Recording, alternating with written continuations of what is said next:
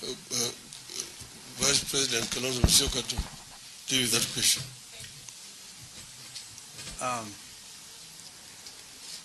Both Sudan and Republic of South Sudan are members of IGAD community. I, until recently, was a Kenyan special envoy to the South Sudan. And while we are busy dealing with the situation in the Republic of South Sudan, trouble also erupted in the north.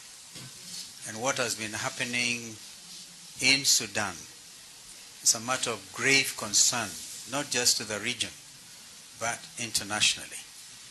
You get two generals who initially linked up or teamed up with the civilians to topple the dictatorship then of President al-Bashir.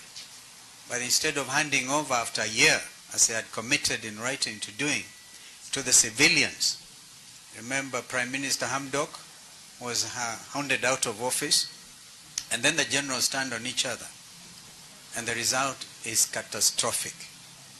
The number of refugees now in Chad, others heading north to Egypt, and others in South Sudan itself, in Ethiopia, in the region, is alarming. So I think we have all, as international community, a responsibility because that country is going down very fast. And apparently, even as they meet in Jeddah, they're still fighting. General Buhran on the one hand, and Hamedi, who was supposed to be the vice chair of the council, quite frankly, it's a very difficult situation. I know that some in this part of the world wanted to intervene, and then others said, no, we think we are part of the problem.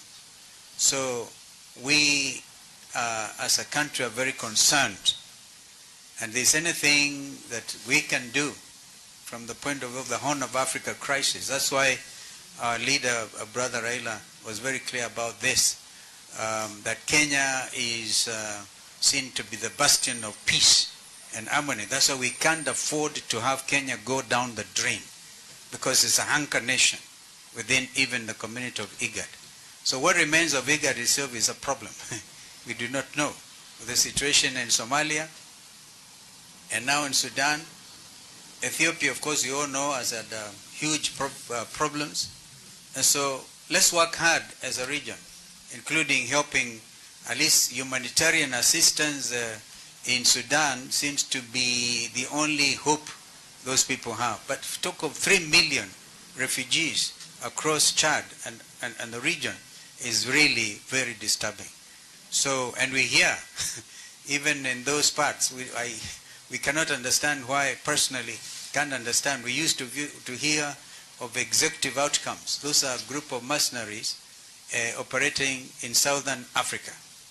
Now this one group seems to be, it's like the world is now getting socialized to the reality of mercenary interference, even within African countries. In Mali, we hear even perhaps in Sudan itself, the world has reason to feel very concerned. Thank you.